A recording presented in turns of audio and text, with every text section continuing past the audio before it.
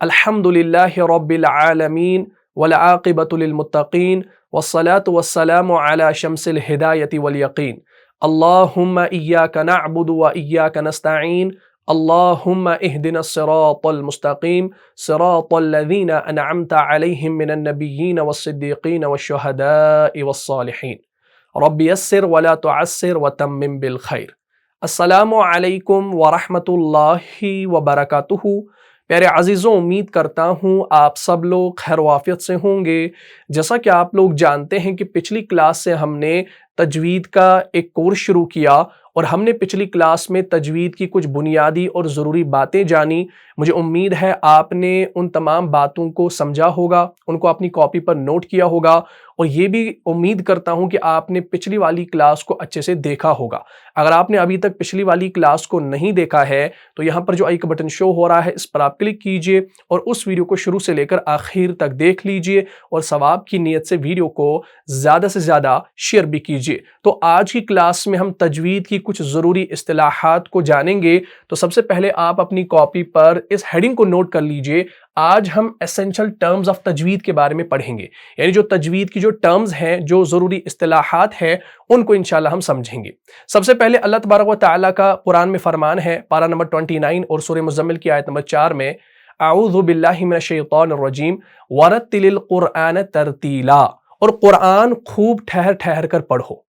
اور سیدنا علی المرتضیٰ رضی اللہ تعالی عنہ، ان سے پوچھا گیا کہ ترتیل کے معنی کیا ہیں، تو آپ رضی اللہ تعالی عنہ نے ارشاد فرمایا، تجوید الحروف و معرفت الوقوف، یعنی ترتیل جو ہے نا، حروف کو عمدگی سے یعنی مخارج اور صفات کے ساتھ ادا کرنا اور وقف کی جگہوں کو پہچاننے کا نام ہے۔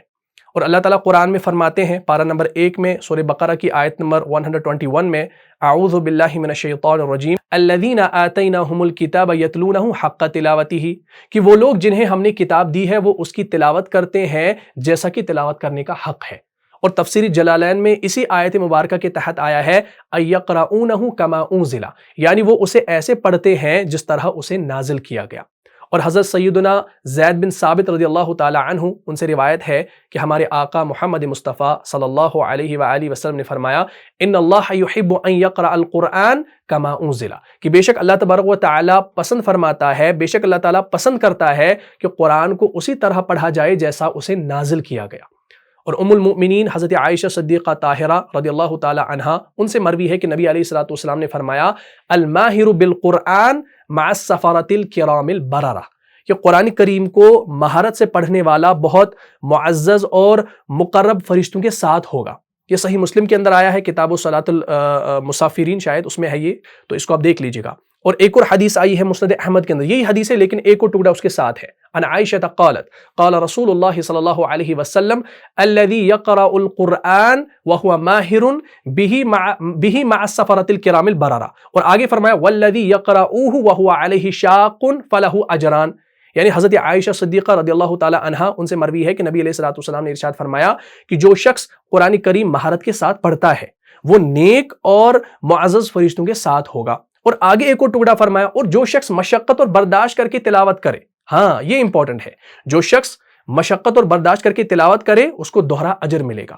اور حضرت سیدنا حذیفہ رضی اللہ تعالی عنہ، ان سے روایت ہے کہ نبی علیہ الصلوۃ والسلام نے فرمایا کہ اقرأوا القرآن بلحون العرب واصواتها، کہ قرآن پاک کو عرب کے لب و لہجہ اور ان کی آواز میں پڑھو۔ اور یہ ہم نے یہ ایک پوائنٹ پچھلی کلاس میں بھی دیکھا تھا کہ عربوں کی لب و لہجے سے، ان کی آوازوں میں ہمیں قرآن کو پڑھنا چاہیے کیونکہ وہ صحیح تلفظ سے پڑھتے ہیں، ٹھیک ہے جی۔ تو چلیے آج ہم انشاءاللہ یہاں پر کوئی ضروری اصطلاحات کو پڑھنے والے ہیں، یعنی جو ہماری ایسنشل ٹرمز آف تجوید ہیں ان کو انشاءاللہ ہم نے سمجھنا ہے۔ تو انشاءاللہ میں یہاں پر مختصر کچھ ٹرمز آپ کو لکھوا دیتا ہوں، کیونکہ ان ٹرمز کو آپ نے لکھنا ہے۔ اگر آپ ان ٹرمز کو آج سمجھیں گے نا تو کل کو جب ہم تجوید کا ایڈوانس لیول پڑھیں گے نا تو اس میں آپ کو انشاءاللہ پریشانی والی بات نہیں ہوگی۔ تو ایک ایک انشاءاللہ میں یہاں پر لکھ دیتا ہوں، جتنے ہم سے اس ٹائم ہو جائیں گے تو اتنے میں انشاءاللہ آپ کو لکھوا دیتا ہوں، آپ ان کو ساتھ ساتھ نوٹ کرتے جائیں۔ سب سے پہلا جو ہے، سب سے پہلی ٹرم جو ہے وہ ہے استعاذہ۔ استعاذہ جس کو ہم تعوذ کہتے ہیں، اس کو کچھ لوگ تعوذ کہتے ہیں لیکن اس کو ہم تعوذ بھی کہہ سکتے ہیں۔ کیا کہہ سکتے ہیں؟ تعوذ۔ اور یہ تعوذ کیا ہوتا ہے؟ یہ ہوتا ہے ہمارا اعوذ باللہ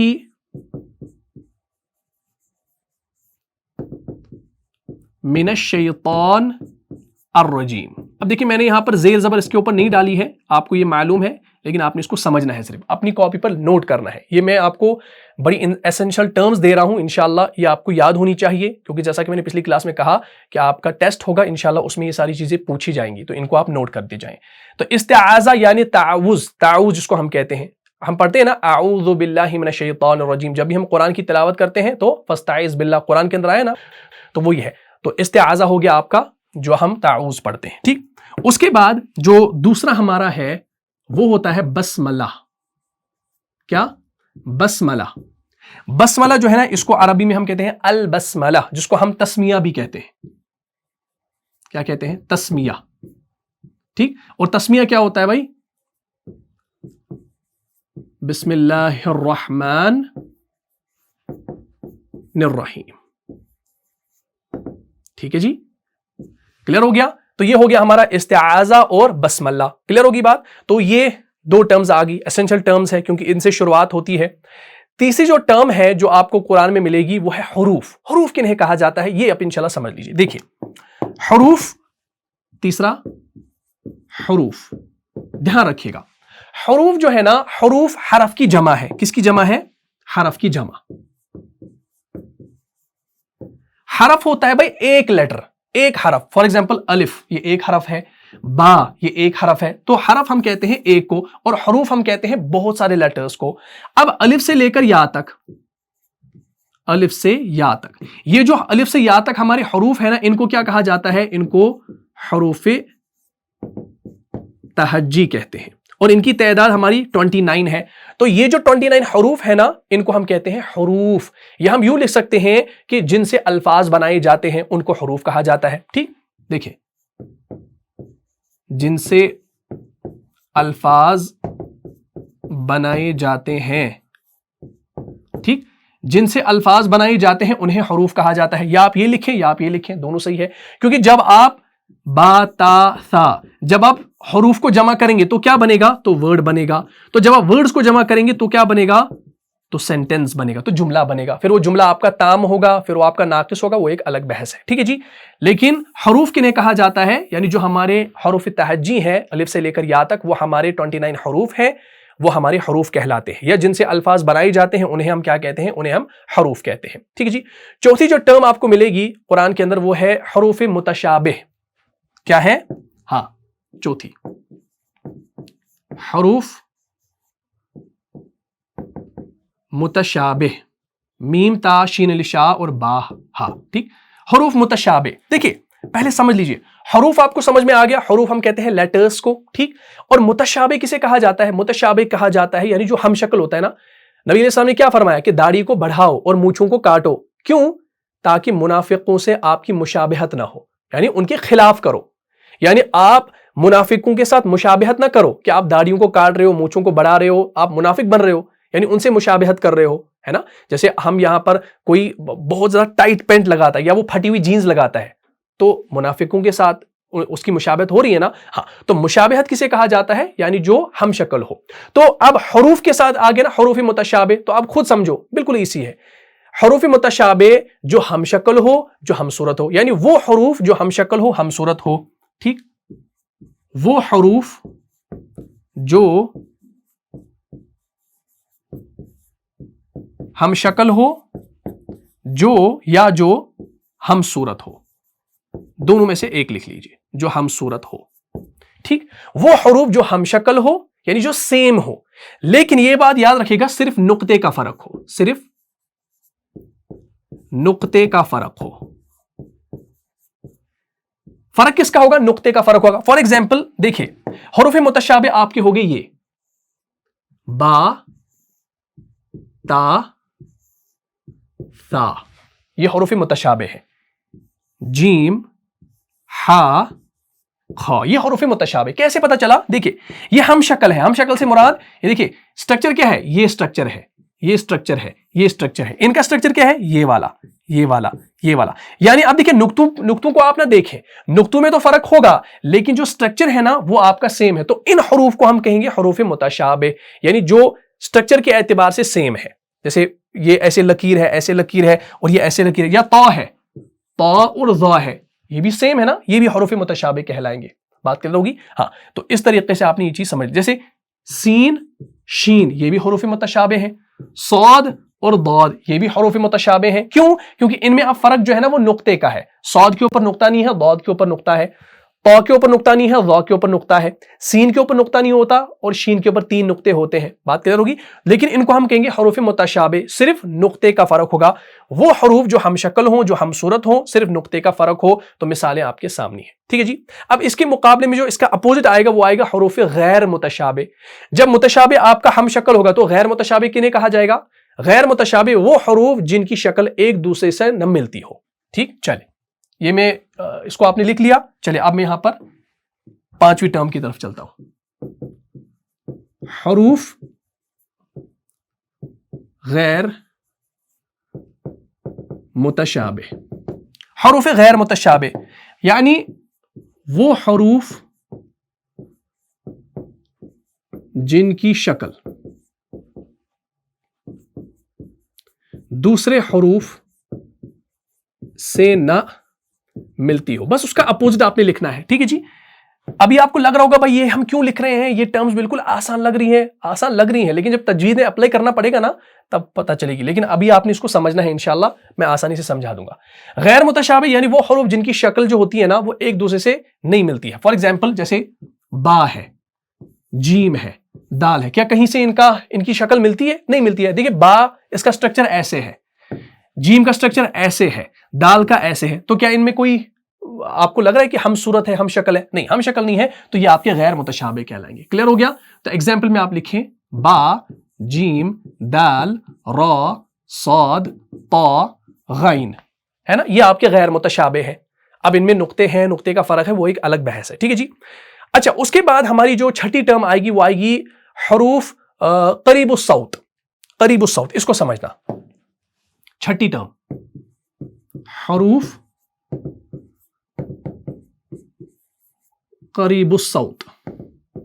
دیکھیں صوت ہے نا, صوت ہم کہتے ہیں ساؤنڈ کو یا آڈیو کو. صوت ہم کہتے ہیں صوت الاسلام, اسلام کی آواز. تو صوت کا معنی ہوتا ہے آواز, اور قریب کا معنی کیا ہوتا ہے؟ قریب کا معنی ہوتا ہے قریب, نیئر بائی, قریب. تو اب صوت آواز کو کہتے ہیں, قریب کو کہتے ہیں, اور حروف لیٹرز کو کہتے ہیں. یعنی یہ وہ حروف ہوں گے جو آواز کے اعتبار سے قریب ہوں گے. کتنا آسان ہو گیا. ہاں, حروف قریب الصوت کسے کہا جاتا ہے؟ وہ حروف جن کی آواز دوسرے حرف سے ملتی ہو. لکھیں وہ حروف جن کی آواز, اس میں آواز کی بات کیوں آئی؟ کیونکہ صوت کا لفظ آیا ہے.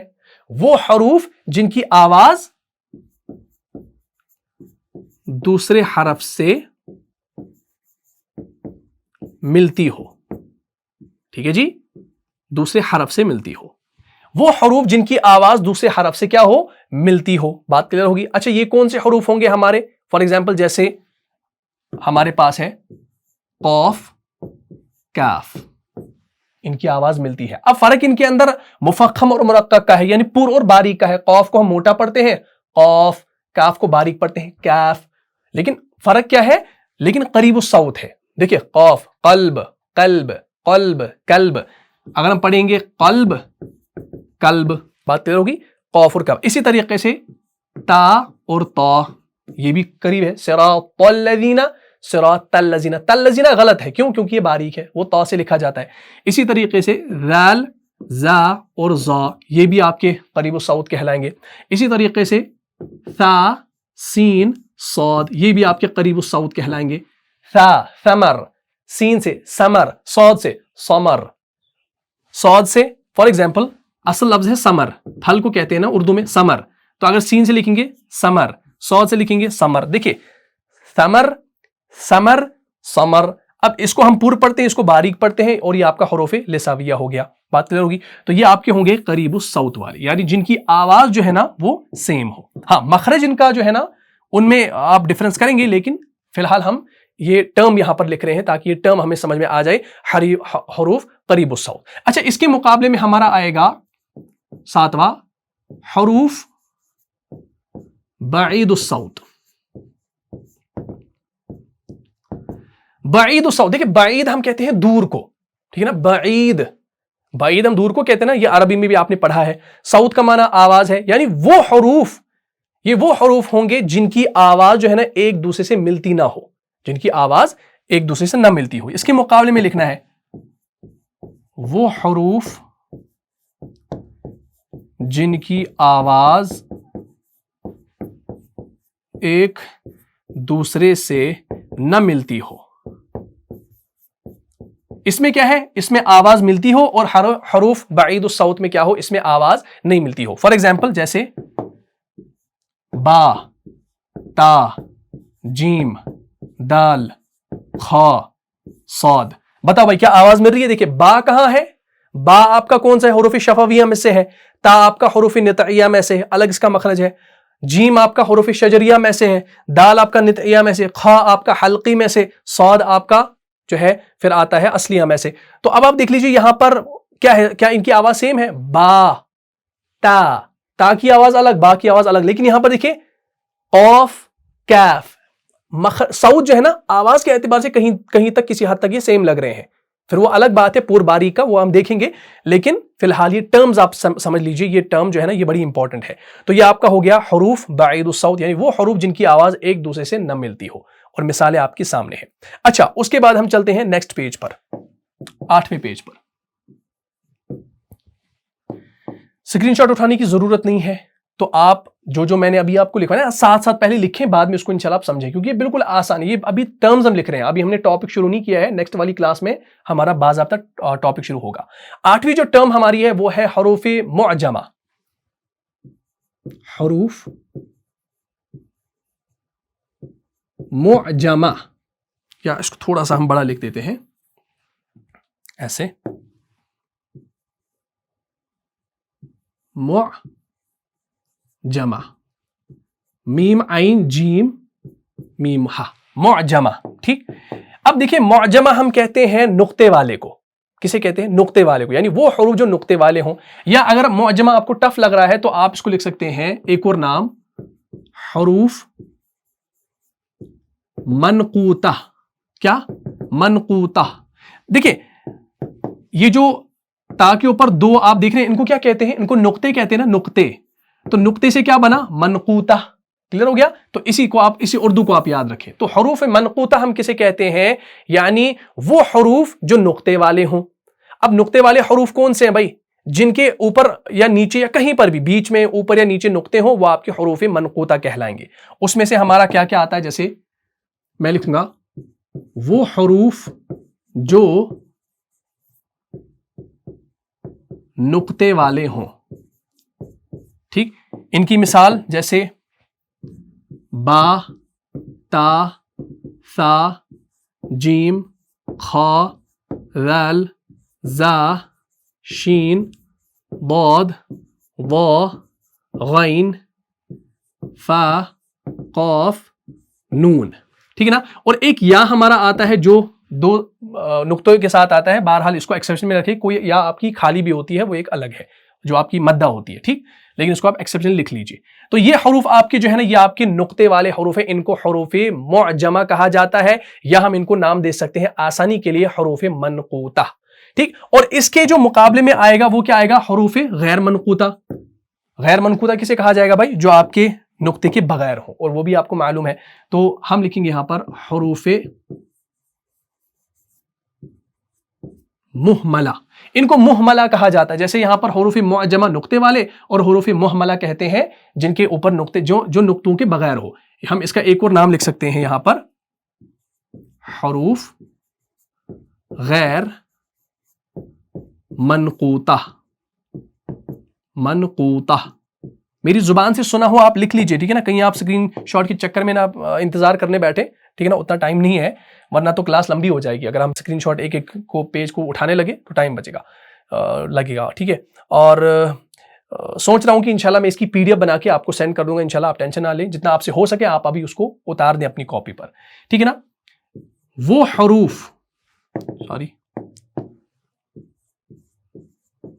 حروف جو نقطے کے بغیر ہو. جو नुक्ते के बगैर हो, यानी जिन पर नुक्ते ना हो। अब जिन पर नुक्ते ना हो वो कौन से है भाई, इनको निकाल दो। किस में से निकालोगे?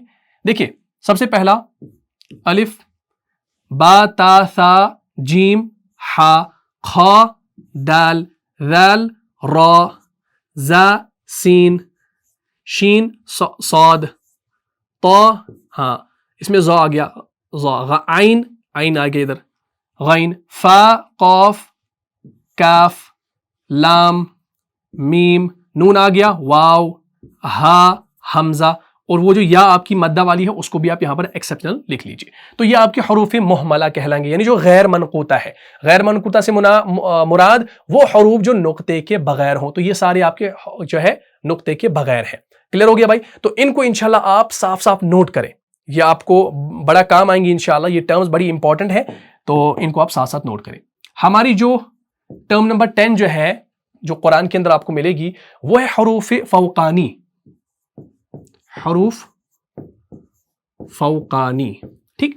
तो इनको मैं इंशाल्लाह यहां पर 3 डिवाइड कर देता हूं जल्दी जल्दी से, क्योंकि अगर हम इसको अलग अलग लिखने बैठे ना तो ये बड़ा जो है आपको टफ लगेगा। 11वां हो गया हमारा हरूफ फौकानी, ये हो गया तहतानी, और 12वां हो गया हमारा हरूफ मुतवस्सिता।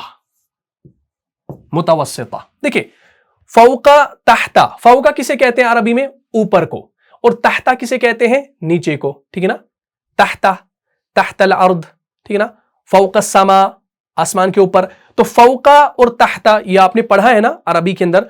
तो फौका और तहता हम कहते हैं ऊपर और नीचे को, और मुतवस्सिता हम कहते हैं दरमियान को। और हरूफ फौकानी से मुराद है यानी वो हरूफ जिनके ऊपर नुक्ते हो। देखें, हरूफ फौकानी जिनके ऊपर नुक्ते हो, ये आपके हरूफ फौकानी हो गए। अच्छा, इसमें कौन कौन सा आएगा? ऊपर किस किस के नुक्ते होते हैं? ता के ऊपर होते हैं, सा के ऊपर होते हैं, खा के ऊपर होते हैं, गैन के ऊपर, और फा के ऊपर, कौफ के ऊपर, और ज़ा के ऊपर भी होता है, ठीक है ना। ता सा खा गैन फा कौफ ज़ा, और जा के ऊपर भी और राल के ऊपर भी होता है। ऊपर यानी जिसके ऊपर क्या हो? नुक्ते हो। इसी तरह से शीन, शीन के ऊपर भी नुक्ता होता है ऊपर, या दौद के ऊपर भी होता है ना। ये आपकी क्या हो गई? या आपके हरूफ फौकानी कह रहे हैं। फौका यानी ऊपरी, यानी जिसके ऊपर नुक्ते हो, और हरूफ तहतानी जिसके नीचे नुक्ते हो, ठीक। हरूफ तहतानी जिसके नीचे। अच्छा, नीचे किस किस के नुक्ते होते हैं? जैसे बा के नीचे होता है, और यहां पर कोई नहीं है, बस सिर्फ या, और ये वाली या इसको हम एक्सेप्ट लिख लेते हैं। कभी या के नीचे भी आपको दो नुक्ते मिलते हैं, जैसे या अय्युहल्लज़ीना आमनू, उसमें जो या है 2 नुक्तों के साथ है नीचे, ठीक। तो वो आपके हो गए हरूफ तहतानी। हरूफ फौकानी के ऊपर ज्यादा आपको नुक्ते मिलेंगे। उसके बाद मैंने कहा कि जो हमारी 12वीं टर्म है तजवीद के अंदर, वो है हरूफ मुतवस्सिता। मुतवस्सिता हम कहते हैं यानी वो हरूफ जिनके दरमियान, बीच में क्या हो? नुक्ते हो, ठीक है ना। मुतवस्सित देखिए, हम कहते हैं ना वस्त, वस्ते हलक यानी हलक का दरमियानी हिस्सा, तो उसी वस्त से क्या आप याद रखेंगे? मुतवस्सिता, ठीक। यानी जिनके दरमियान नुक्ते हो। तो मैं यहां पर लिखूंगा जिनके दरमियान नुक्ते हो। अच्छा, किन किन के दरमियान नुक्ते होते हैं भाई? हमारे यहां पर 2 ही हरूफ है, एक तो जीम के बीच में होता है और नून के बीच में होता है, इनके दरमियान में होता है। और उर्दू की अगर हम बात करेंगे ना, वहां पर आपको चीम के अंदर भी मिलेंगे, लेकिन चीम तो अरबी के अंदर होता नहीं है, ठीक। तो इसको आप भूल जाएं। बहरहाल हरूफ मुतवस्सिता भी आ गया, क्योंकि ये इसी के साथ अटैच था, क्योंकि हरूफ मनकूता नुक्ते वाले थे, तो हमने यहां पर फौकानी, तहतानी और मुतवस्सिता को भी अल्हम्दुलिल्लाह कवर कर दिया। तो ये आपकी 12 यहां तक टर्म्स आ गई, ठीक है ना। अब मैं यहां पर नेक्स्ट पेज पे चलता हूं। अब हम जानेंगे कि हरकत किसे कहेंगे, ये भी आपको कुरान के अंदर मिलते हैं। चले 13th टर्म, हरकत। देखिए, हरकत जो है ना, हरकत लिखो या हरकत लिखो। हरकत हम कहते हैं जबर जेर पेश। जबर जेर पेश में से हर एक को हरकत कहते हैं। जबर जेर पेश में से हर एक को हरकत कहते हैं। यानी जबर एक हरकत है, जेर एक हरकत है, पेश एक हरकत है। यानी जबर ऐसे ऊपर लिखी जाती है, जेर ऐसे नीचे लिखी जाती है और पेश ऊपर लिखी जाती है। यानी जबर जेर पेश जो है ना, इनमें से हर एक को हरकत कहते हैं। और हरकत की जमा क्या है? हरकात। हरकत की जमा हरकात है। अच्छा, हम हरकत की जमा एक और इस्तेमाल करते हैं उर्दू में, हरकतों। हम कहते हैं ना भाई ये तेरी हरकतों से, तू अपनी हरकतों से कब बाज आएगा, उसको अलग से रख दीजिए। लेकिन हरकत की जमा जो है वो आपकी हरकत कहलाती है। अब यहां पर एक और चीज देख लीजिए, ये जो जबर यानी जो ऊपर ऐसे होती है और पेश, जबर और पेश जो है ना, ये आपको कुरान में कहां मिलेगा? ऊपर मिलेगा, यानी ये हरूफ के ऊपर होंगी। जबकि जेर जो होगी ना, जेर यानी जो नीचे होती है, ये आपको हमेशा जो है ना हरफ के नीचे मिलेगी। ठीक है ना? जैसे इसकी मिसाल हमारे पास है फुइला, फुएला, फा के ऊपर पेश है, आइन के नीचे जेर है, लाम के ऊपर जबर है। यानी जेर आपको हमेशा नीचे मिलेगी हरफ के, पेश और जबर आपको हरफ के ऊपर मिलेगी। बात क्लियर होगी? तो इसको इंशाल्लाह आप समझ लीजिएगा। अच्छा, इसी के साथ हमारा जो है आ जाता है, इसी में हम इंशाल्लाह देखेंगे 13th, 14th, 15th और 16th क्या क्या है। एक है हमारा इसी के अंदर, हरकत के अंदर हमारा आता है जैसे फतहा, ठीक, कसरा और दम्मा या जम्मा कह लो। फतहा किसे कहा जाता है? फतहा जेर की हरकत को कहते हैं, सॉरी जबर की हरकत को फतहा कहते हैं। ठीक है जी, जबर की हरकत को फतहा कहते हैं। कसरा किसे कहते हैं? जेर की हरकत को। और जम्मा किसे कहते हैं? पेश की हरकत को। क्लियर हो गया? जबर की हरकत को मफ्तू कहते हैं। अब जिस हरफ के ऊपर मफ्तू या फतहा हो तो उसे क्या कहेंगे? उसे मफ्तूह कहते हैं। फॉर एग्जाम्पल, बा के ऊपर जबर आ गया तो हम इसको कहेंगे बा मफ्तू, ता के ऊपर जबर आ गया तो ता मफ्तू। इसी तरीके से कसरा जो है ना, जेर की हरकत को कहते हैं। अब जिस हरफ के ऊपर कसरा आ जाए उसे क्या कहेंगे? उसे मकसूर कहेंगे। इसको लिख लीजिए, मकसूर, मकसूर। क्लियर हो गया? मकसूर। जैसे फॉर एग्जाम्पल, बा के नीचे जेर आ गई तो इसको हम बा मकसूर कहेंगे, ता के नीचे जेर आ गई इसको ता मकसूर कहेंगे। क्लियर हो गया? चले, उसके बाद दम्मा जो है पेश की हरकत को कहते हैं। तो जिस हरफ के ऊपर पेश आ जाए, जम्मा आ जाए, उसे मजमूम कहते हैं। क्या कहते हैं? मजमूम। जैसे बा के ऊपर पेश आ गया तो इसको बा मजमूम कहेंगे, ता के ऊपर पेश आ गया तो इसे ता मजमूम कहेंगे। तो ये 16 टर्म्स यहां तक आ गई। क्लियर हो गया? तो इसको आप जल्दी से अच्छी तरीके से नोट कर लीजिए। फतहा जबर की हरकत को कहते हैं, कसरा जेर की हरकत को, और जम्मा पेश की हरकत को कहते हैं। बात क्लियर होगी? उसके बाद इंशाअल्लाह हम चलते हैं टर्म नंबर 17 की तरफ। टर्म नंबर 17 वो है हमारी फतहा इशबाई। फतहा इशबाई। अब देखिए, फतहा आपको मालूम है, फतहा किसे कहते हैं? फतहा जो है ना, फतहा हम कहते हैं जबर को। अब ये जो इशबाई है ना, इशबाई को समझो। इशबाई हम कहते हैं खड़े को, यानी खड़ा जो होता है ना, खड़ा। फॉर एग्जाम्पल, खड़ा। अब फतहा कहते हैं जबर को। अब फतहा कैसा होता है? फतहा ऐसा होता है, लेकिन इशबाई कहते हैं जो खड़ा हो, जो खड़ी हालत में हो। तो इस जबर को अगर हम थोड़ा सा सीधा कर ले, खड़ा कर ले, तो ये क्या बनेगा? ये ऐसे बनेगा। अगर जेर है तो इसको हम सीधा करेंगे तो ये भी खड़ा हो जाएगा। अब अगर ये पेश है, इसको हम सीधा करेंगे तो ये आपका उल्टा हो जाएगा, क्योंकि ये पहले से सीधा है ना। सीधे को अगर हम सीधा करेंगे तो ये आप उल्टा हो जाएगा। तो अब हम यहां पर ये एक और चीज यहां पर याद रखें, फतहा इशबाई जो है ना, फतहा इशबाई कहते हैं खड़े जबर को, यानी खड़ी जबर को। ठीक है ना? हाँ, फतहा इशबाई खड़ी जबर को कहते हैं। ठीक है जी। जैसे फॉर एग्जाम्पल, बा है, इसके ऊपर खड़ी जबर है, तो बा खड़ी जबर बा, इस तरह से ता खड़ी जबर ता। बात क्लियर होगी? चले, उसके बाद हमारा 18th, फिर 19th, इसको हम कहते हैं कसरा इशबाई, ठीक, और दम्मा इशबाई। क्लियर हो गया? अब आपको ये खुद समझ में आ जाएगा कि कसरा इशबाई किसे कहते हैं? खड़ी जेर को। फॉर एग्जाम्पल, जैसे बा है, اس کے نیچے کھڑی زیر، با کھڑی زیر بی، تا کھڑی زیر تی، پھر یہ ایسے تی بنے گا، ٹھیک ہے نا. ہاں اس کے بعد ہے ضمہ. ضمہ اشباعی ہم کہتے ہیں الٹا پیش، الٹا پیش کو. اور الٹا پیش آپ کا کیسا ہوتا ہے بھائی؟ وہ آپ کا ایسا ہوتا ہے، ٹھیک. جیسے با ہے اس کے اوپر الٹا پیش، تا ہے اس کے اوپر الٹا پیش، تو یہ آپ کا بنے گا با الٹا پیش بو. ٹھیک ہے جی، کلیئر ہو گیا. تو یہ آپ کی ہوگی 19th. اس کے بعد ہماری تنوین. تنوین آپ کو معلوم ہے نا، تنوین کسے کہا جاتا ہے بھائی؟ دو زبر، دو زیر،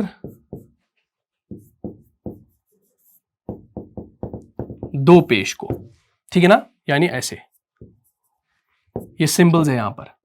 دو زبر، دو زیر اور دو پیش کو تنوین کہا جاتا ہے. اور جس حرف کے اوپر تنوین ہو، جس حرف کے اوپر تنوین ہو اسے کیا کہتے ہیں؟ اسے منون کہتے ہیں. کیا کہتے ہیں؟ اسے منون کہتے ہیں.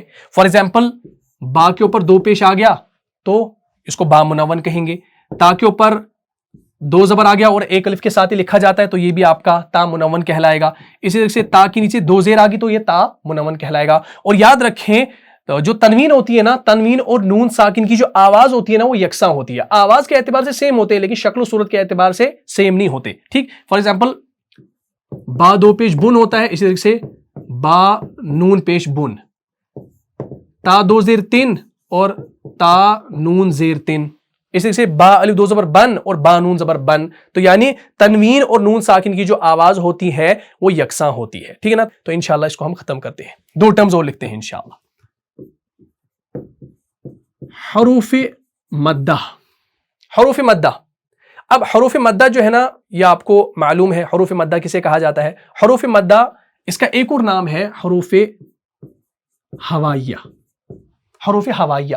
حروف ہوائیہ جو ہے نا یعنی جو ہوا پر ختم ہو.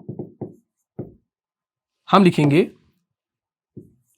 وہ حروف جو ہوا پر ختم ہو ان کو ہم کہیں گے حروف ہوائیہ یعنی حروف مدہ. فار ایگزامپل حروف مدہ ہماری تین ہے، الف، واو اور یا. ان کو ہم حروف ہوائیہ بھی کہتے ہیں. کیوں؟ کیونکہ یہ ہوا پر ختم ہوتے ہیں. فار ایگزامپل جیسے ہم پڑھتے ہیں نا کہیں پر، ہم واو اگر پڑھیں گے واو تو زبان کہیں نہیں لگ رہی، دانت کہیں نہیں لگ رہے، یعنی ان کا مخرج جو ہے نا وہ منہ کے اندر کی خلا سے ہے. واو، یا. اور یاد رکھیں جب یہ آپ کے ساکن ہوں گے نا اور ان سے پہلے آپ کا کیا ہونا چاہیے؟ حرکت، یعنی ما قبل ان کا متحرک ہونا چاہیے. تو اس صورت میں آپ اس کو تلفظ صحیح سے کر پائیں گے. جیسے اگر فار ایگزامپل واو ساکن سے پہلے زبر ہوگا تو یہ آپ کا واو لین بنے گا. اگر واو ساکن سے پہلے پیش ہوگا تو یہ آپ کا واو مدہ بنے گا. اور یا ساکن سے پہلے زیر ہوگی تو یہ آپ کا یا مدہ بنے گا. تو یہ آپ نے سمجھ لینا ہے. واو ساکن اور یا ساکن سے پہلے اگر زبر ہو دونوں سے پہلے تو یہ آپ کا لین بنتا ہے، ٹھیک ہے جی. تو اب آپ اس کو بھی لکھ لیجئے 20 حروف لین. حروف لین کسے کہا جاتا ہے؟ نرمی سے ادا ہونے والے حروف. اور ان کے لیے شرط کیا ہے؟ شرط ہے کہ واو ساکن اور یا ساکن سے پہلے متحرک ہو اور وہ متحرک کیا ہو؟ وہ آپ کا مفتوح ہو. یعنی وہ جو حرف ہوگا نا، جیسے فار ایگزامپل واو ساکن سے پہلے اگر ہم حمزہ کو لائیں گے نا تو اس کے اوپر زبر لگائیں گے تب جا کے لین بنے گا. اگر پیش لگا دیں گے تو لین نہیں بنے گا، تو وہ آپ کا پھر ہوائیہ بنے گا. اور حروف مدہ میں شرط کیا ہے؟ واو ساکن سے پہلے ضروری پیش ہونا چاہیے، یا ساکن سے پہلے ضروری زیر ہونی چاہیے. تو تب آپ کا یہ واو مدہ اور یا مدہ کہلائے گا. لیکن حروف لین کب کہلائے گا؟ جب واو ساکن اور یا ساکن دونوں سے پہلے کیا ہو؟ زبر ہو. کلیئر ہوگی بات؟ تو اس کو انشاءاللہ سمجھ لیجیے گا. قرآن میں اس کا بھی زیادہ استعمال ہے، تنوین کا بھی استعمال ہے. تو یہ ساری چیزیں انشاءاللہ ہم نے کرنی ہے. بات کلیئر ہوگی؟ تو آج ہم نے انشاءاللہ جو ہے یہ 20 یہاں پر کیا کہتے ہیں ان کو ٹرمز ہم نے کر لی. انشاءاللہ جو مزید ٹرمز ہیں ان کو انشاءاللہ ہم نیکسٹ والی کلاس میں مکمل کریں گے. بالکل آسان ہے. اور کل والی کلاس میں انشاءاللہ ہم اس کو پورا مکمل کریں گے ان ٹرمز کو. اور انشاءاللہ پھر اس کے بعد ہم نیا ٹاپک انشاءاللہ شروع کریں گے، کیونکہ یہ ٹرمز جو ہے نا یہ بڑی امپورٹنٹ ہے، اور انشاءاللہ ان ٹرمز جو ہم نے آج لکھی ہے نا انشاءاللہ، تو یہ آپ کو میں پرووائڈ کر دوں گا انشاءاللہ، یا تو میں کوئی چینل بنا کے ٹیلی گرام پہ یا کہیں واٹس ایپ پہ، تو انشاءاللہ آپ کو میں یہ سینڈ کر دوں گا، یا آپ مجھے انسٹاگرام پہ میسج کریں، یہاں پر آپ کو یوزر نیم شو ہو رہا ہوگا، تو انشاءاللہ میں آپ کو وہ PDF فائل بھی انشاءاللہ بھیج دوں گا، یا آپ کو امیج کے ذریعے بھی میں بھیج سکتا ہوں، یا آپ کو یوٹیوب کے اوپر بھی انشاءاللہ کہیں اسٹیٹس پوسٹ میں انشاءاللہ یہ مل جائے گا۔ تو مجھے امید ہے آپ کو آج کی یہ کلاس سمجھ میں آ گئی ہوگی، کل مزید انشاءاللہ جو ٹرمز رہ جاتی ہیں ان کو انشاءاللہ مکمل کریں گے۔ تو دیجیے اجازت، دعاؤں میں یاد رکھیے گا۔ السلام علیکم ورحمۃ اللہ وبرکاتہ۔ جان جان سے بھی پیارا ہے، جان سے بھی پیارا ہے، رہنما مصطفیٰ ہمارا ہے، رہنما